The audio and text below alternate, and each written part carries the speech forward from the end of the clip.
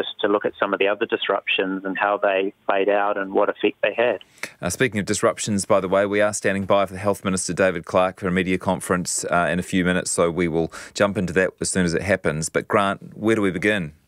Well, I think we have to begin in New Zealand with the cultural encounter between Māori and Pākehā. So, I mean, that's a disruption that, of course, is ongoing, but it was also one which played out over a century in terms of that transformation of Māori Aotearoa to colonial settler state, 1769 through to the end of the New Zealand Wars. And there's no doubt that New Zealand was completely transformed. Māori society was completely and permanently disrupted, and the settler state was set up, and the effects continue to the day. So disruptions are not always something which happen in a few weeks like we're experiencing at the moment. Sometimes they can be ongoing, and sometimes they can happen over a long period of time. So what are some of the useful ones to look at? So, that's one that people might not necessarily think about as a disruption because we're so ongoing, but I think people tend to gravitate towards what was actually quite a short period from 1914 to 1945, which saw arguably the three other major disruptions in our history: World War I, Great Depression, World War II. And if we start with World War I, obviously it had a huge impact on New Zealand, and we've been commemorating that, recently. All of the battles, the deaths, the injuries, the trauma that it caused to our nation. And people, used to talk, or maybe still talk about it as a coming of age in New Zealand, but I think it was actually more of a traumatic experience for New Zealand. And it left an indelible mark on our nation. And I think it created a lot of disillusionment as well, perhaps, about overseas entanglements and also about war and the realities of war. So World War I was definitely a disruption which, occurred relatively quickly over 4 years. And while it happened on the other side of the world, affected all New Zealanders. How much was the Great Depression felt in New Zealand? Very, very hard. Obviously it was a worldwide phenomenon, but it hit New Zealand particularly hard. And so from 1929 through 1935, New Zealand underwent, again, a national trauma, this time an economic one. And though while we see that there were at times riots, the amazing thing to me from the Depression, I hope we can draw some inspiration from this, was just how society held together. But even in the midst of mass unemployment and destitution, and a government that wasn't particularly proactive during that period until Labour came in at the end of 35, society still held together. Year after year it went on. And sometimes it must have seemed like it was never going to end. And yet we got through it. And when we came out, it really was the trigger for the establishment of the welfare state as well in 1935. And then just as everyone was getting back up to speed again, World War II happens. Exactly. So imagine living through this time, and there'll be some of your listeners who will have lived through some of this time, albeit as a young person, and, going from one world war to a massive global depression and then straight into another world war. We talk about that generation. Often I think the name is the greatest generation, and they definitely experienced the greatest amount of disruption. And World War II, it was different for New Zealand than World War I. Some historians see it, World War I and World War II now, as just one kind of ongoing war, in a way with a gap in the middle. But for New Zealand, it was different. We knew what war could be like. Again, we had the deaths. Again, we had the casualties and the dislocation. And also, at the end of it, our perspective changed. And that's what happens with disruption. Whether it's long or short, your perspective will change. And I think no matter how this plays out with COVID-19, at the end of it, and there will be an end, at the end of it, we will probably see some things differently. That's pretty hard to say what we'll see differently. So with World War II, New Zealand started to view the rest of the world differently. Britain was supposed to protect us. That was the deal from 1840 through to early 1940s. And when it came to it, Britain couldn't protect New Zealand. The British Navy couldn't, but the American Navy could. So that changed the way we viewed the world. Some people will be thinking, well, Grant's missed a trick here, because also during that period was the 1918 influenza epidemic. And surely if we're talking about COVID-19, that's one that should be at the top of the list. Yeah, I mean, partly it's because I talked about it last week, the last fortnight, but I did think about whether, I mean, that's definitely one that would be in your list, but whether it's of the same scope of the others. I mean, we talked about the death rate and we talked about speed at which it happened. And it was so interconnected with World War I in the sense of soldiers bringing it back and the timing of it, that definitely should be on the list. Now, whether something, if the disruption is so short, whether it can compare to one which is much longer becomes an issue as well. But there's also others that people perhaps don't even think about much these days. The 1880s depression, I mean, who talks about that these days? But that was not as devastating as the Great Depression, but it was very, very disruptive. What caused it? So this was so this was for New Zealand. This was after a period of big immigration and public works, and then there were issues with the banks, and as we've seen in other depressions, a lack of confidence, a loss of confidence, and not just in New Zealand but in other jurisdictions. And one thing feeds into another, and it goes down, and there's job losses and defaults and so on. So there was that, and then I suppose the other thing that listeners might be thinking about is the Napier and Christchurch earthquake. Or as actually Tracy's pointed out, the Murchison earthquake, which was a couple of years before Napier too.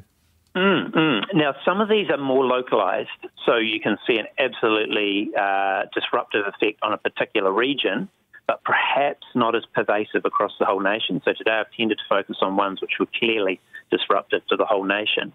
And again, with the earthquakes, I think they made us view life differently, and especially if you're in the Hawke's Bay and, for the Napier earthquake, or in the Christchurch for the Christchurch earthquakes. I don't think you'd ever view the world in the same way again, but I'm not necessarily sure that would be the same for people in other locations. And as a historian, you're always keen that we learn from the past. So how does looking at these previous disruptions help us, I suppose, contextualise COVID-19?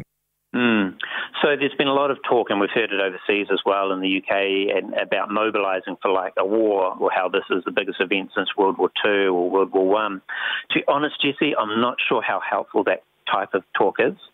I suppose they're doing it as a way to energise the population and inspire them and bring them together. So in that sense, it may have some value. But I also think it has the possibility of panicking the population. There is no way that we can assess the impact of this at the moment. It's going to take years before we know how dislocated, how disruptive our society was. So I'd encourage, listeners to just, think about what's happened in the past and how we've dealt with it, and how, especially external events like COVID-19 or world wars or that come into New Zealand, how they've brought the country together, and how perhaps, if necessary, we can replicate that again. We're standing by to go to Health Minister David Clark, and we'll take you there as soon as he appears. A couple of listener suggestions, Grant, which I'd love to put to you. One was the polio epidemic in 1946. Yeah, and you see those pictures of children in particular who had polio, and the effect it had, and the way that they had to manage the schools and shutting of schools. And in a way, that's a good example. It's a very good example of disruption. And we know that COVID-19 has a particularly big impact on older people, and we've seen in the UK about older people basically being quarantined or going into self-isolation for months. So some of these disruptions can actually be more intense depending on which age group you're in. Yeah. And then someone else points out, I thought this is quite a good one, the Rogernomics disruption of New Zealand society. I know a lot of people point to problems that we have today in New Zealand and trace them to the huge...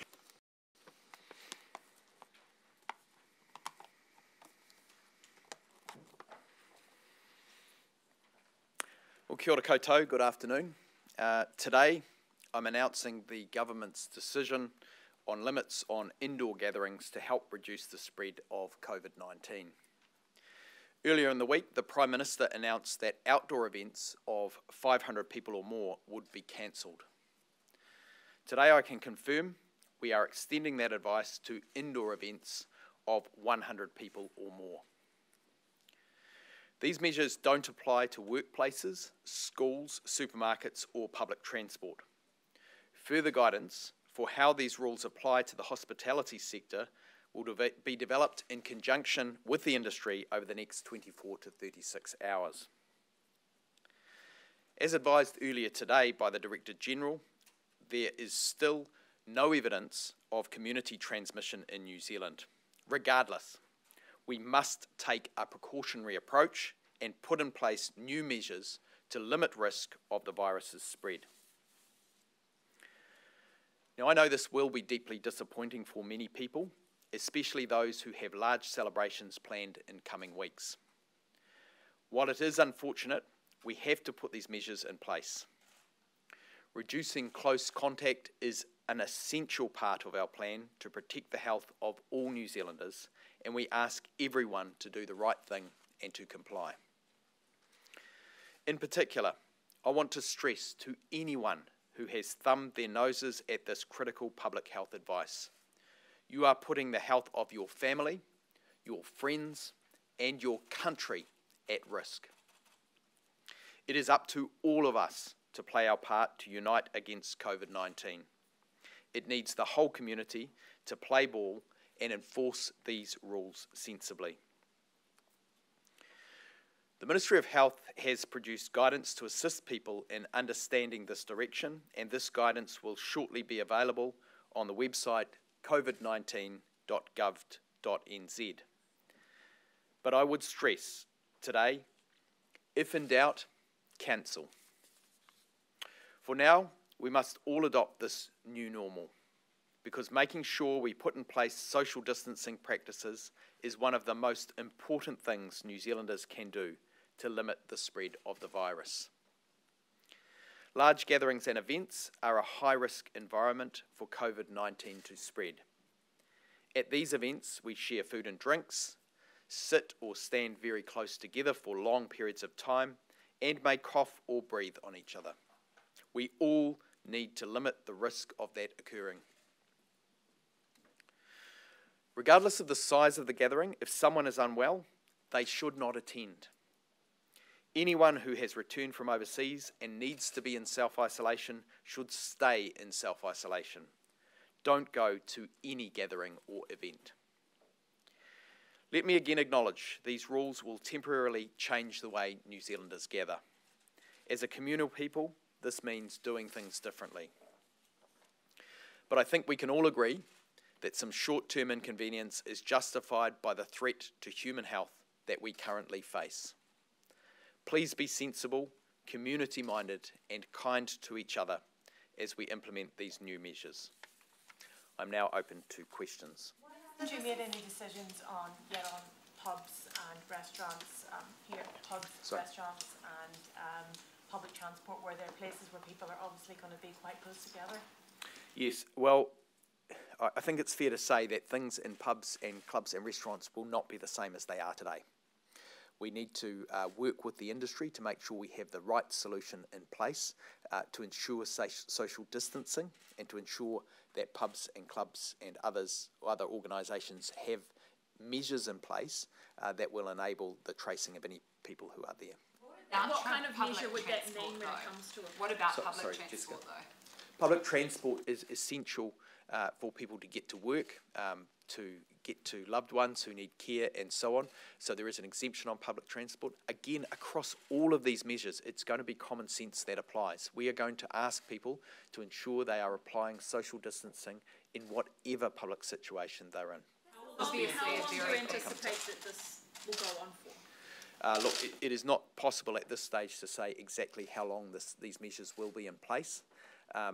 Obviously, we're taking a precautionary approach. We've no evidence of a community outbreak in New Zealand at this stage, but I would say that we have moved early as a country ahead of any curves that other countries have had, and that has stood us in good stead, and we are going to continue to take a precautionary approach. This is obviously a really big decision. Going from 500 to 100 affects weddings, funerals, people's social gatherings. Was it a tough decision as Minister for you to make? Well, look, I think I really want to acknowledge that this will affect people's lives. Weddings and funerals and other social gatherings are significant events in people's lives.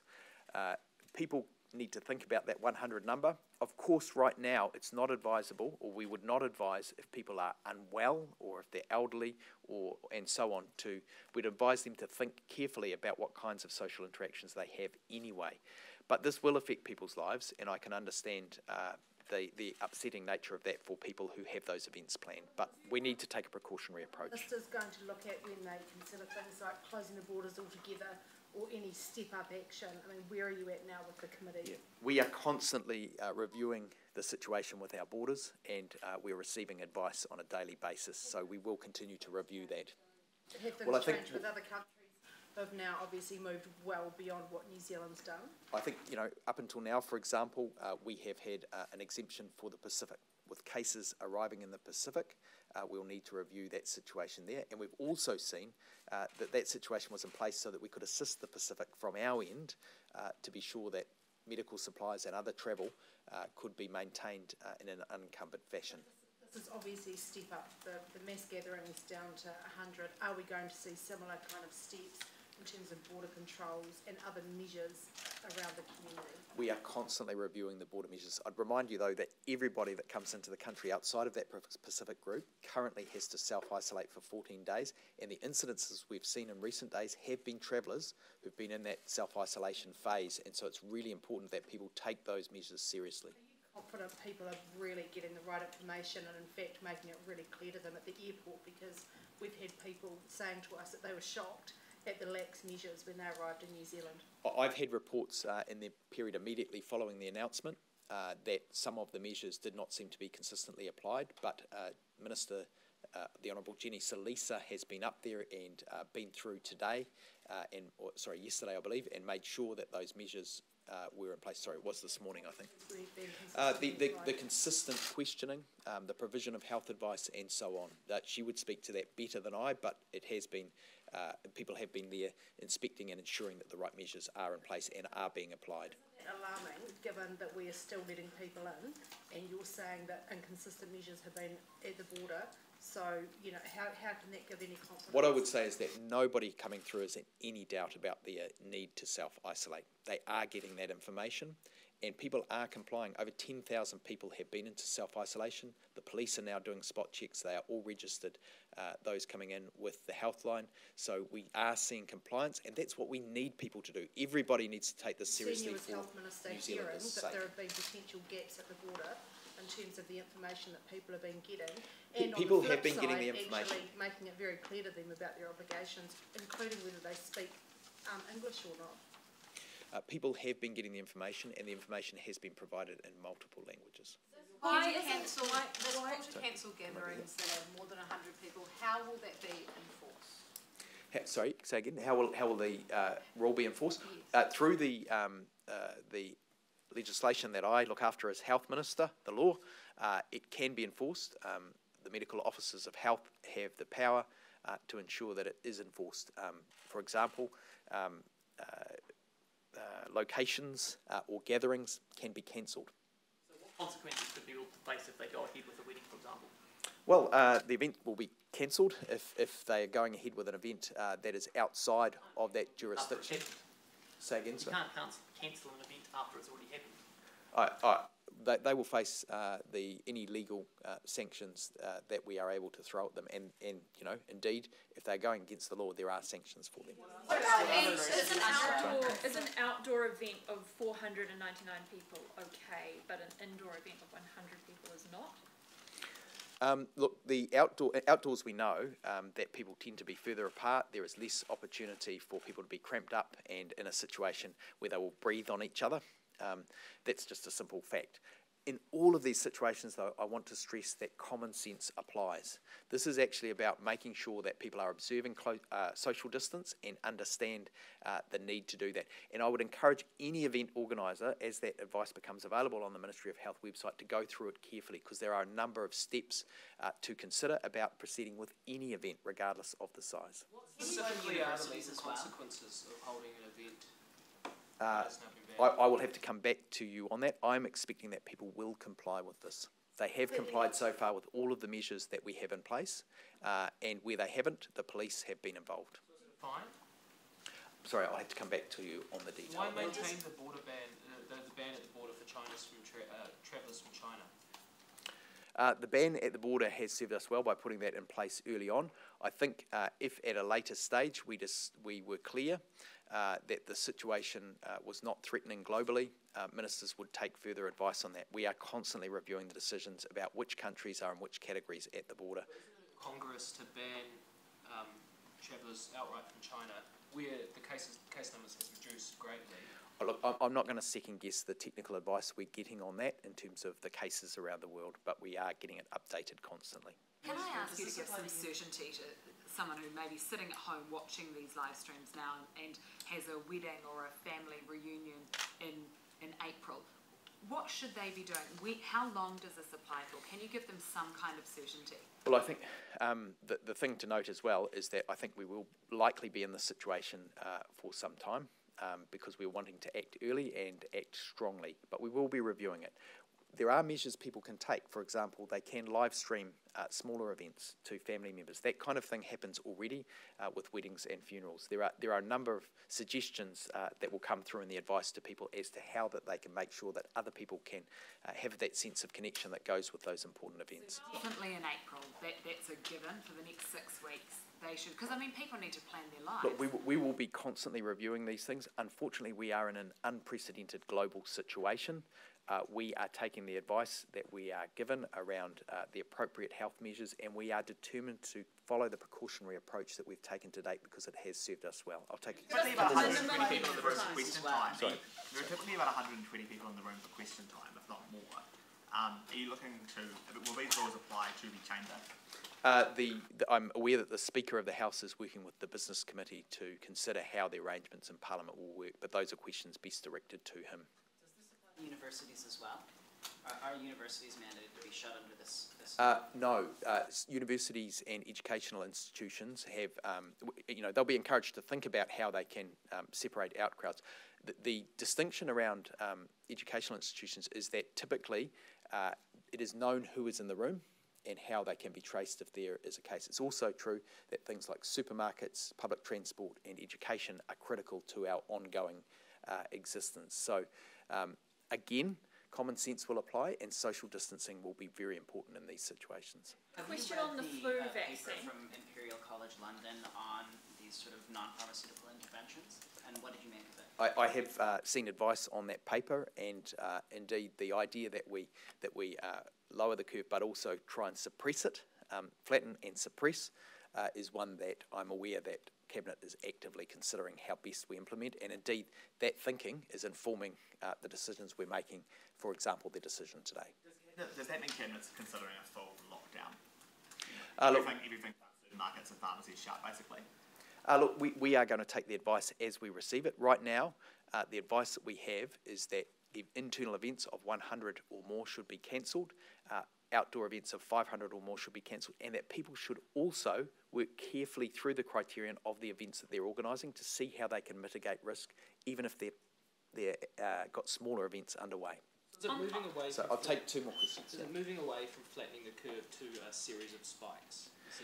Yeah, the Imperial College advice, which people will have seen, suggests that flattening the curve will be a challenge for even the most prepared health systems in the world, and that it is advisable, if at all possible, to lower the rates to ensure, in line with the strategy we've been taking, that we contact trace all cases and that we ensure that we don't get widespread community outbreaks.